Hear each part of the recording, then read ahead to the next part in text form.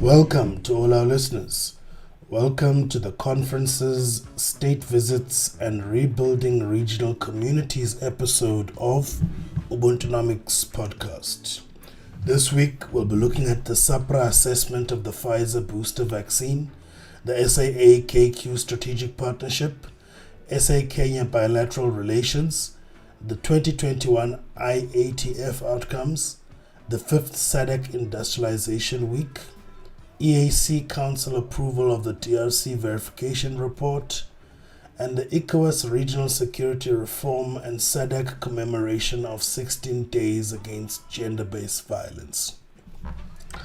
With me this week is Sbu Nyati from Isakombe Assets. Hello Sbu, how are you doing this week? Hi, Sia. Now we're fine, thank you, man. It's been one of those weeks, but now I'm happy we eventually are done with the week. Yeah. How are things your side? No, I'm very well, thank you. I can't complain. Also, just very happy that the year is winding down to an end. My fatigue towards the year end was already kicking in. And I'm looking forward to the end of year vacation and the holiday season. But other than that, I'm very well. Just a reminder to all our listeners, on whatever platform you get your podcast on, hit the subscribe button in order to keep up to date with all our future episodes. And if you're enjoying this episode, hit us with a like or share it amongst your family and friends. On that note, let's get started with the SA update this week. Our first story in the SA update is the SAHPRA assessing Pfizer booster doses. The South African Health Products Regulatory Authority, SAHPRA, has received an application for the Pfizer booster vaccine on 17 November, and SAHPRA is currently assessing the data for the safety and efficacy of the third dose and will communicate the outcome in due course. This follows the Food and Drugs Administration FDA backing the emergency authorization for booster shots of Pfizer and Moderna COVID-19 vaccines in the United States. According to the World Health Organization, booster doses are administered to a vaccinated population when the immunity or clinical protection has fallen below a certain rate. Sbu, you had a number of poignant questions to ask about our own experience as a country. Yes. Now, can South Africa be considered a vaccinated population? I mean, it says administered to a vaccinated population when immunity or clinical protection has fallen below blah blah blah blah.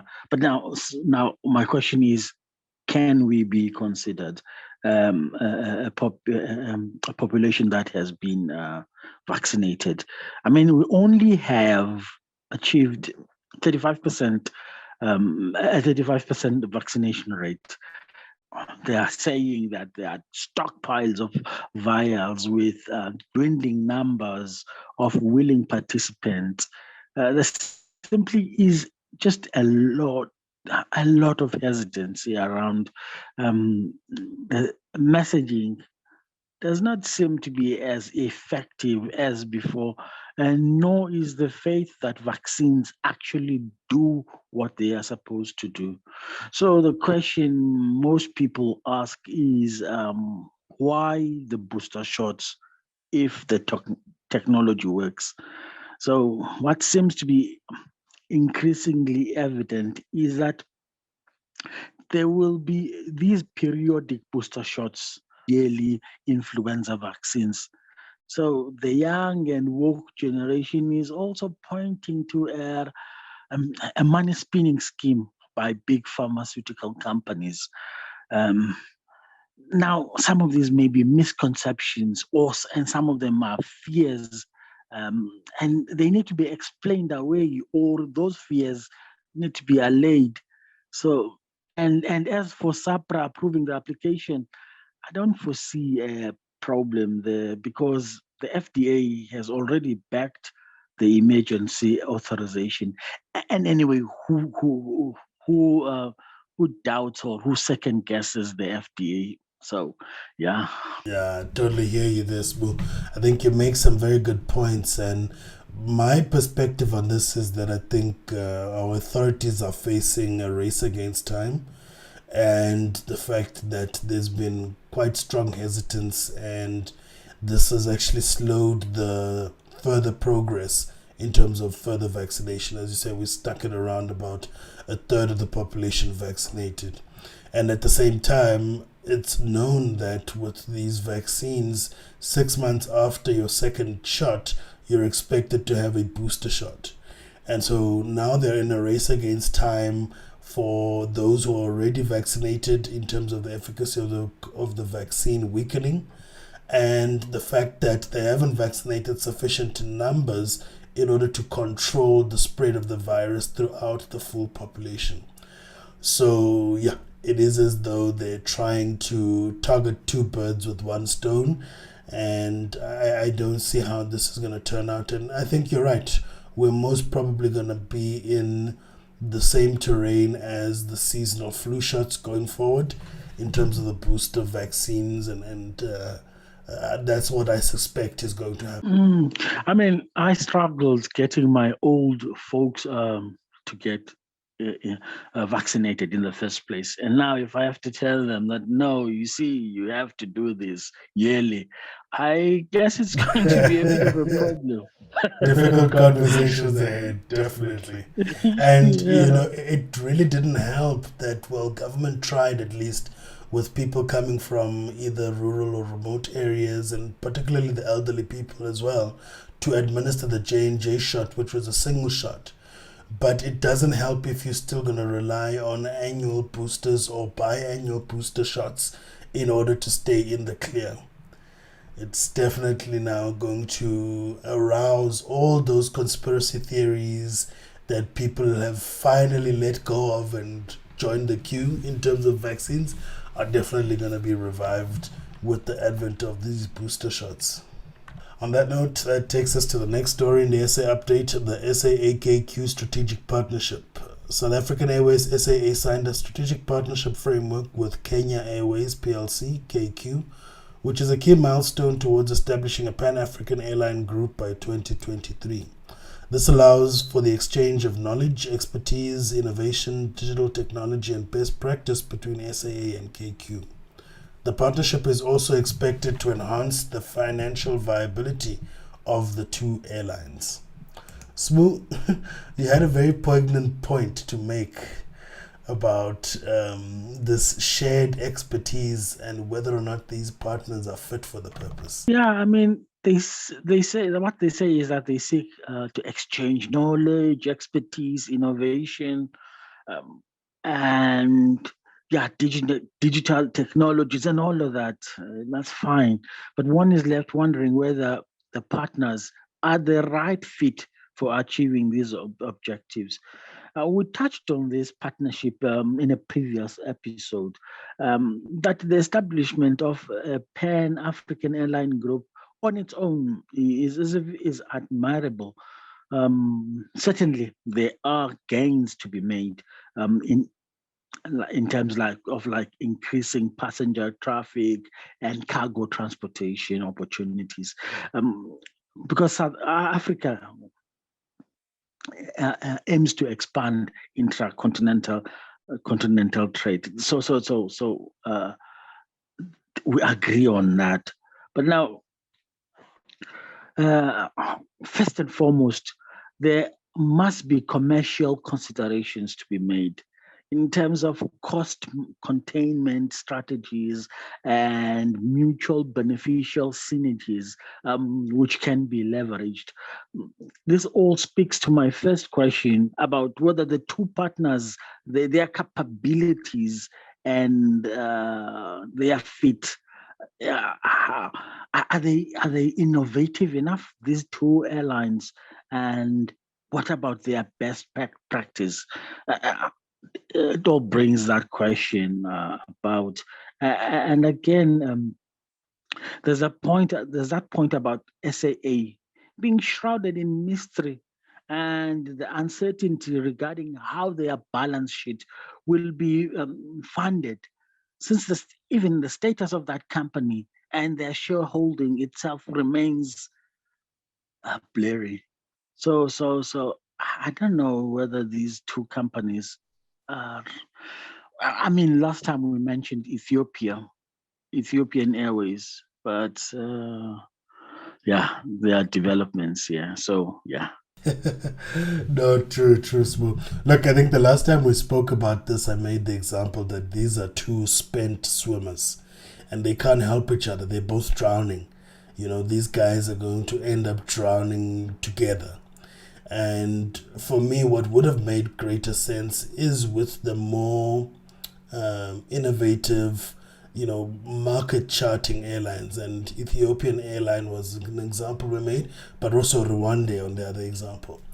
Obviously, there have been some developments in the Ethiopian case that makes it shaky, but still, they had shown an interest in being an equity partner in SAA in any case.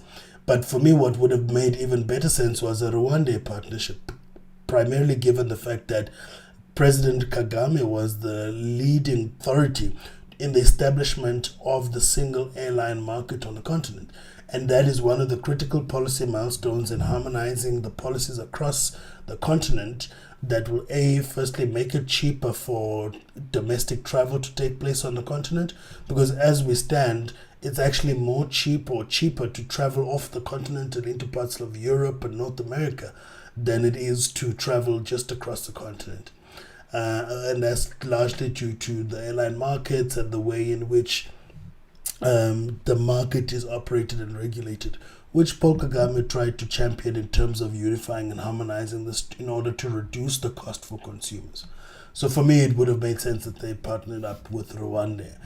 But again, it also raises the other bigger question as to whether these diplomatic things actually, and these conferences where governments try and smooth or bring together government as well as private sector, do they actually work? And these diplomatic signing of agreements, do they actually work, or are they just good intentions and PR, but actually nothing is actually yielded on the back of these agreements?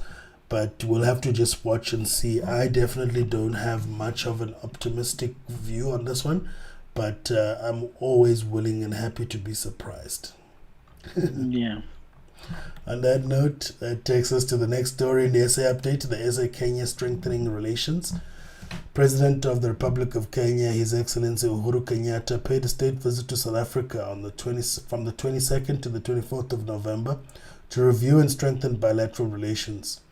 To deepen cooperation between the two countries, the heads of state presided over the signing of various agreements focused on diplomacy, tourism, migration, extradition, health, transport, and air travel. President Kenyatta's program included a site visit to the Aspen Pharmacare factory in Gqeberha to display local capacity to manufacture and distribute vaccines and explore possible cooperation with Kenya. Smooth, you had a couple of points to make about this unbalanced relationship between Kenya and South Africa and whether or not it actually has got positives to yield, or is it just another case of a PR exercise? The main consideration is the heavily skewed trade balance, which favors South Africa disproportionately.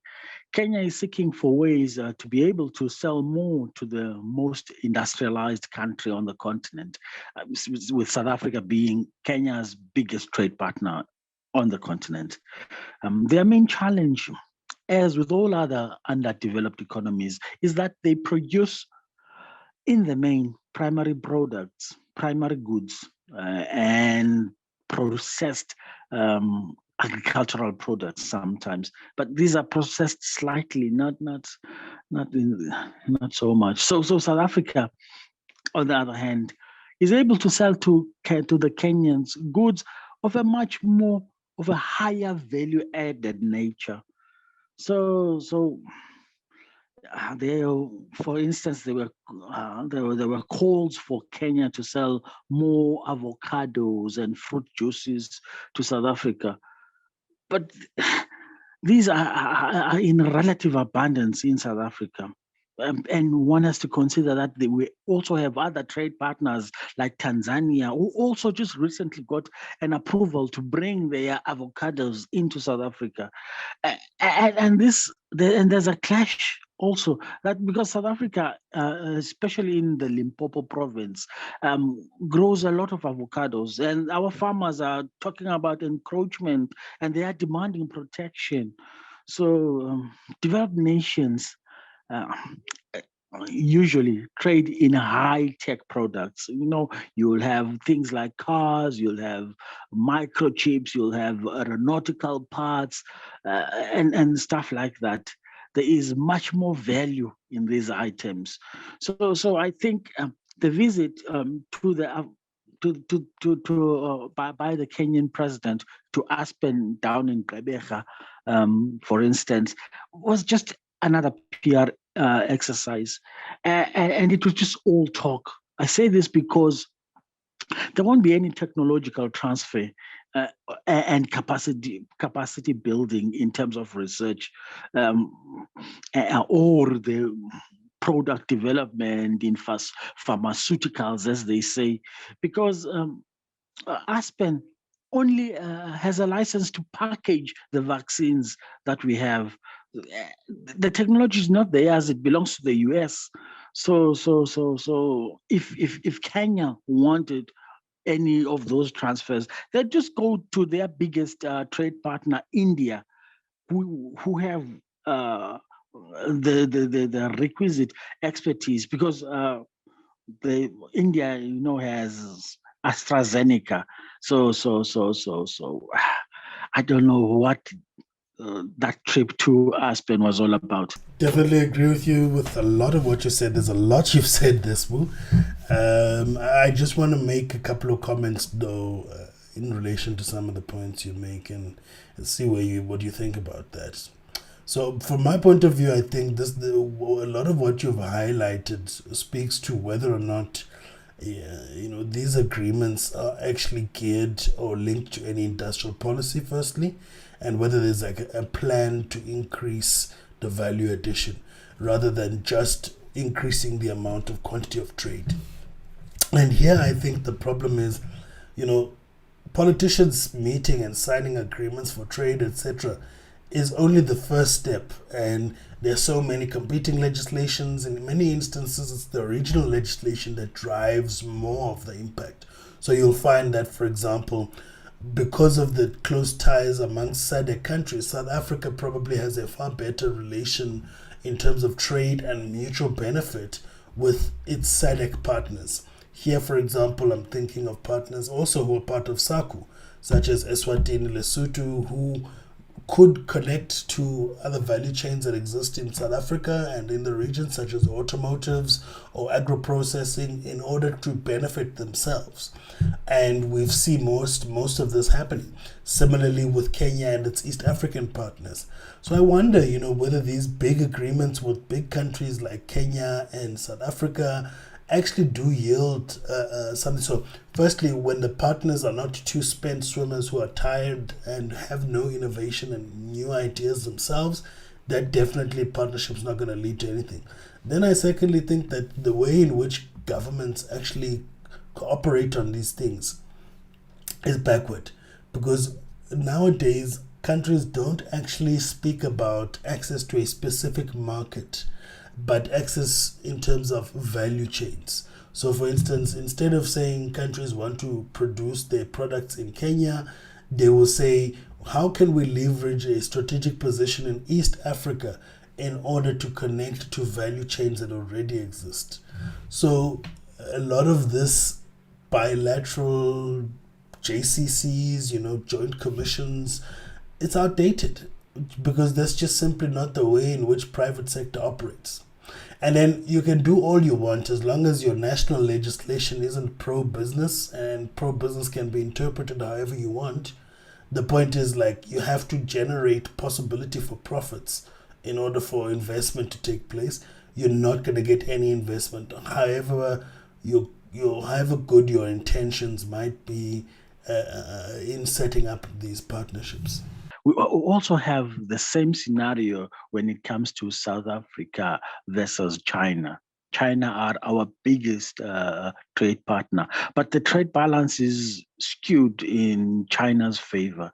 And you ask, what can we offer China besides raw materials in things like coal?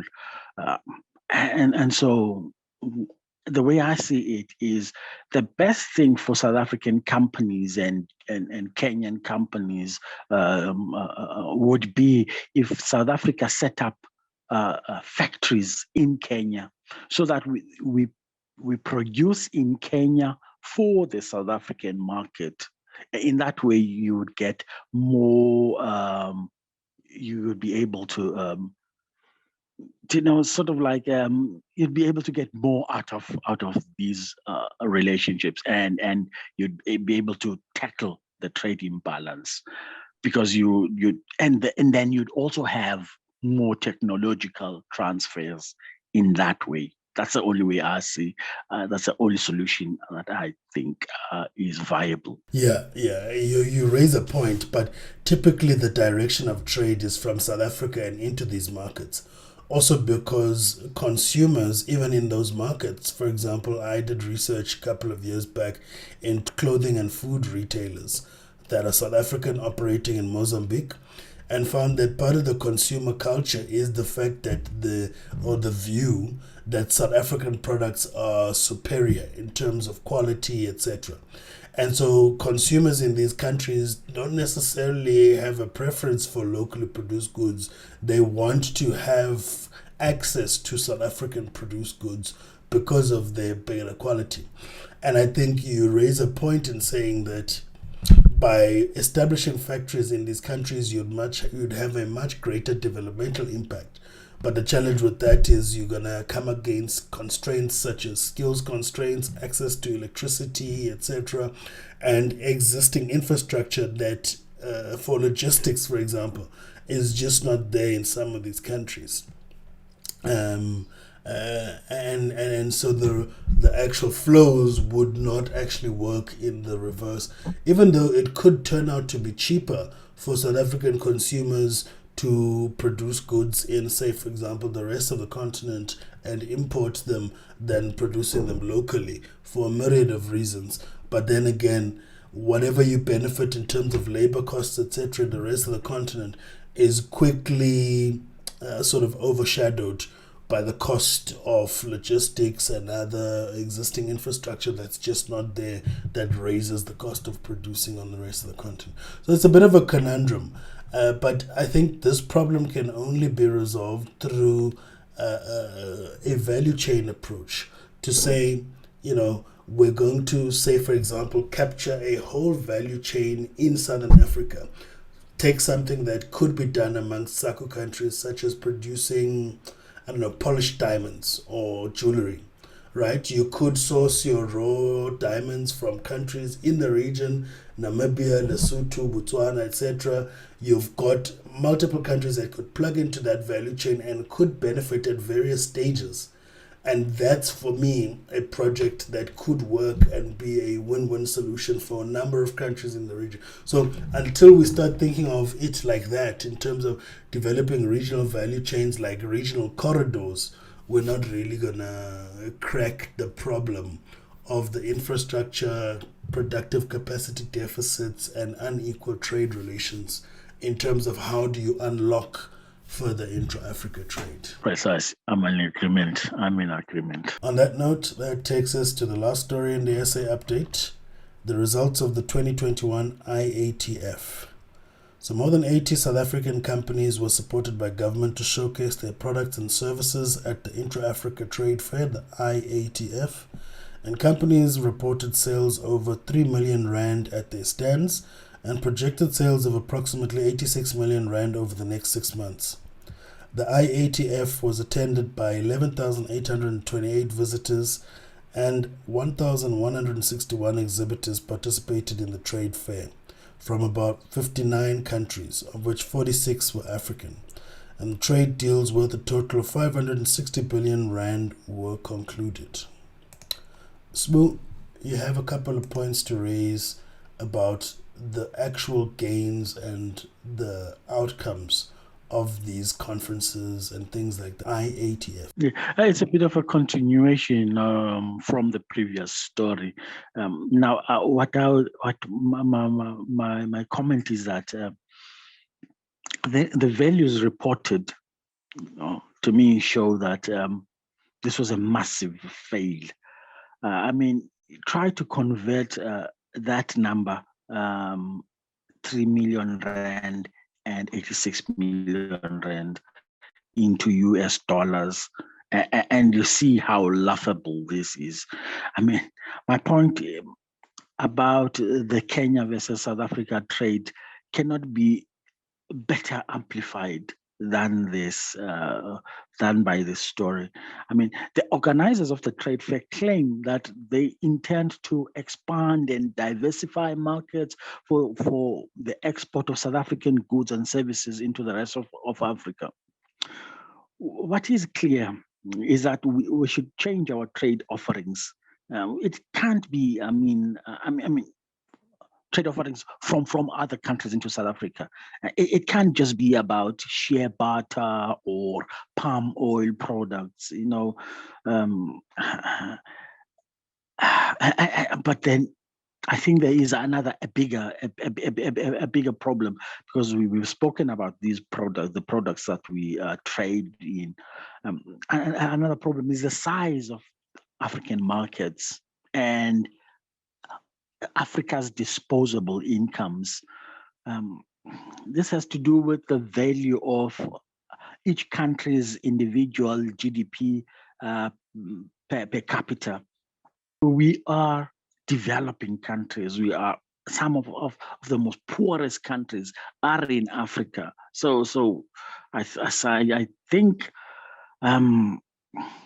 we should think deeper about our development model as a continent, in how countries or regional blocks, the regional blocks that you were talking to, aim to move into a middle income status, so that we are able to use our demographics for the betterment of all our peoples, for better trade, for better economic growth.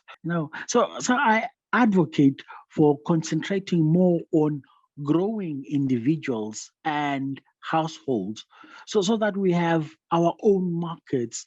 But this is achieved over time. It's not a quick solution. For now, we have to compete for international consumer markets and try to wiggle our way into complex value chains. But then this space is monopolized by China and Southeast Asia. We are being forced to be more innovative. If we pursue manufacturing as a model for growth for the continent, we have to think of niche markets and a different model. Not just we can't be a Bangladesh, nor can we be a Thailand, It's a tricky one. Yeah. Yeah, look, I'd also say that there's a certain role for protectionism that isn't being played on the continent as well. So in as much as I do understand your criticism that we are limited to primary products, low value added products, we have to start somewhere. And for me, that's commendable. Secondly, we need to actually close the gaps and spaces that kill little green shoots on the continent. For example, Africa is still by and large a huge dumping ground for second-hand clothing, for second-hand cars. And all of these things kill our possibility to actually venture into these industries, because there will always be cheaper second-hands being imported. So until we can deal with those kinds of problems through, protectionism and promotion of local produced goods, we're not going to get the prosperity levels we need. I was chatting to a friend earlier based on a speech that President Kenyatta gave during his visit, where he says it's wrong to view each other as competitors as African countries and that they should be collaborators, and this view that we can unite and industrialize and develop prosperity. And his view is that actually it's prosperity that leads people to unite. So you're not going to get people to unite before there's prosperity. So what our actual presidents need to be focused on is how to generate prosperity. And generating prosperity can take two forms. Because we have low incomes and low demand, as you mentioned, we're forced to produce for export. So we need to fight for those global markets and protect our local industry. That's the only way out of this quandary. It's not rocket science, but it needs, clear policies and good enforcement. And without that, you just have a talk show. On that note, that brings an end to the essay update this week. Again, just a reminder to our listeners, on whatever platform you get your podcast on, don't forget to hit the subscribe button to stay up to date with all our future episodes. And if you're enjoying this episode, hit the like button or share it amongst your family and friends. On that note, that takes us to the Africa Regional Update this week. The first story in the Africa Regional Update is the 2021 SADC Industrialisation Week. The Southern African Development Community SADC hosted the SADC Industrialisation Week in Lilongwe, Malawi from 22 to 26 November.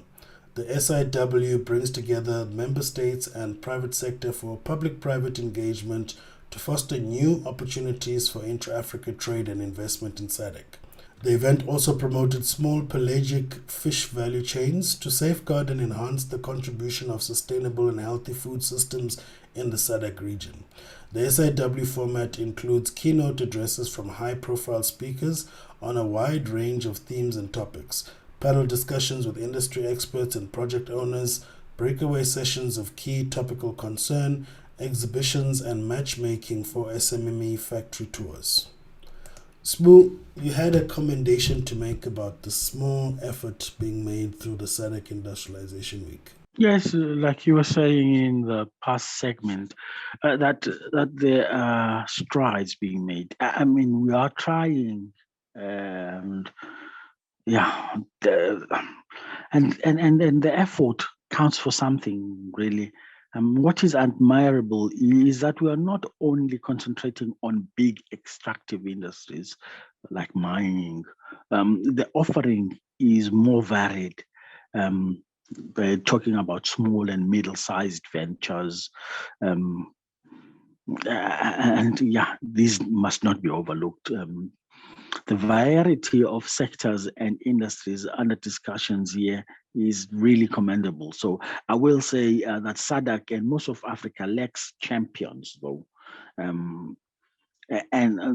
These champions, smaller players can piggyback or profit from the value chains created by champions, by big businesses.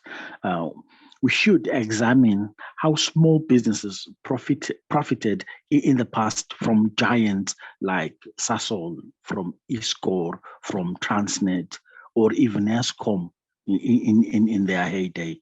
So there would be skills transfer, there will be expertise, distribution, and this, when you have small companies piggybacking on these big players, you get that kind of distribution. I'm talking about, for an example, a company might be a retailer contracted to a big company, or someone might be specializing in manufacturing bolts, something as little as that, or mining equipment. I mean, you have a company like Bell in South Africa, which grew from being a small company and it's quite big now. Some companies will manufacture valves, and someone will be a diesel mechanic, and they would open up a big service center. So small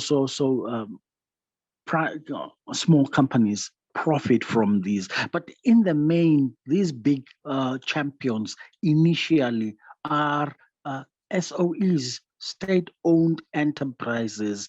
Must not be a swear word. The only problem is that there's too much rent-seeking and corruption linked to state-owned companies. But this can be averted. China, for an example, has thousands of SOEs. Some of the biggest companies in the world are Chinese SOEs. They were created through public funding.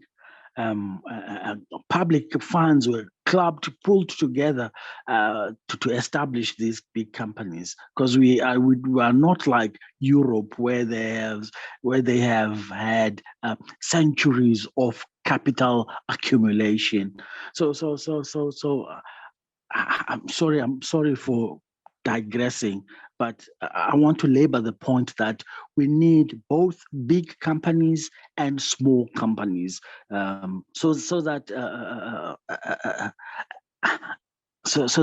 there are those synergies that I've mentioned, and there is also a space for funding these from public funds. More importantly, we need innovation, as we've said throughout this episode, and unconstricted thinking. We have to create champions, both big and small. Yep. On that note, on the next story in the Africa Regional Update is the EAC Ministers Greenlight the DRC verification mission. The East African Community EAC Council of Ministers have recommended the report of the verification team on the application of the Democratic Republic of Congo DRC to join the EAC for consideration by the EAC heads of state. The ministers considered the findings of the report and recommended negotiations to start on modalities for harmonizing the DRC policies and instruments to those of the EAC. The DRC's population of approximately 90 million has the potential to expand the EAC market and investment opportunities. Smoo, you had a comment to make about the DRC and its positioning. Yeah, the DRC is perfectly positioned. It is part of the South. It is part of East and Central Africa, and it's also part of the West. I mean, it's on the western side of the continent. So my question would be, what do they do about conflicting interests or positive competition? Because there's bound to be some competition between the regional groups, the regional blocks. So what do they do? How will they tackle all the contradictions? Because the DRC is, yeah. What are you referring to, competition with the regional groups? I mean, the DRC is also part of SADC. That's what I mean. So what competition are you envisaging? I'm envisaging that there will be competition in terms of markets, in terms of policies, that these different regional blocks won't have the same policies. They will not have the same trade partners. So there might be competition in terms of even the way they see things. First, I think let's remember the DRC is also one of the anomalies amongst the SADC member states, in that although it's a member of SADC, it's not a member of the SADC Free Trade Area. Nor does the DRC participate in the free movement policy across SADC. So, secondly, I think its participation in the East African community is far more aligned with some of the key challenges that it faces in terms of its internal domestic conflict risk in the eastern parts, which are conflicts it shares with its neighbors who are all members of the East African community, as well as the ICGLR. So, fortunately, I think the move to the East African community is going to be positive, because it'll bring together around the table all the key partners to which the DRC needs to negotiate in order to resolve some of the conflict issues it faces. And then on the last issue around the policies, yes, there could be conflicts, but a large part of these are being harmonized through the tripartite free trade area, which is trying to consolidate the East African Community, COMESA, as well as SADC under the Africa Continental Free Trade Area Agreement. So these are multiple processes that are taking place, but I do think that this move by the DRC is actually a much more positive move for its own internal stability, but also for economic opportunities that it can take advantage of within its strategic regional position. It can't take advantage of the Central African strategic positioning because of the conflict with its countries in Central Africa. But definitely the East African community presents a lot of economic opportunities that the DRC can take advantage of, but also brings it around the table with key partners in order to resolve the conflict issues that the country is facing. Mm-hmm. No, make a good point. On that note, that takes us to the next story in the Africa Regional Update, the ECOWAS Regional Security Reform.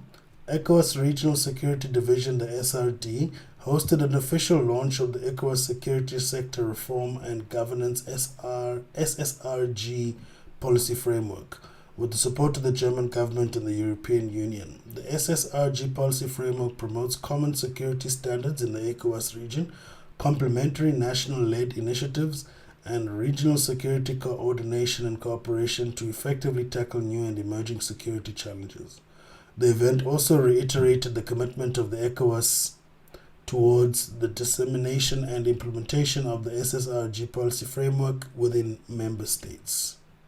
On that note, that brings us to the last story in the Africa Regional Update. The Southern African Development Community SADC convened a virtual regional dialogue on gender-based violence in refugee and other humanitarian settings on the 25th of November, in commemoration of the 16 Days of Activism Against Gender-Based Violence campaign. This year's theme is Orange the World, End Violence Against Women Now, and calls for the accelerating action and response to eliminate gender-based violence. The dialogue is part of the Support to Peace and Security in SADC Region, SPPS, program, which is funded by the European Union and aimed at strengthening the peace and security architecture with respect to conflict prevention and resolution and public and human security. Smoo, you had a point to make about how this is similar to how we dealt with the HIV pandemic across the continent. Please explain. The HIV epidemic, we have somewhat managed to pull things together. I mean, things like messaging, activism, policies, and monitoring and policing, those things, they work when a society is faced with such a big challenge. So I do think that there is less seriousness about this evil, though. Maybe it is because that it lies hidden and somewhat, and that sometimes it's not considered as taboo in the way that it should. It could be that it is too personal, and families and communities think that they can deal with this social ill with using old traditional forms of conflict resolution.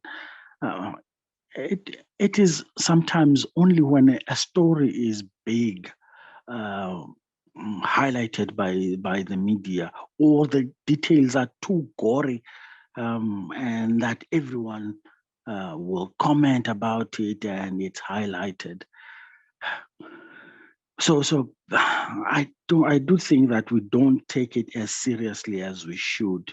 And if we also have a look at this resources that we allocate to fight the GBV scourge, it becomes more evident that we only pay lip service to it.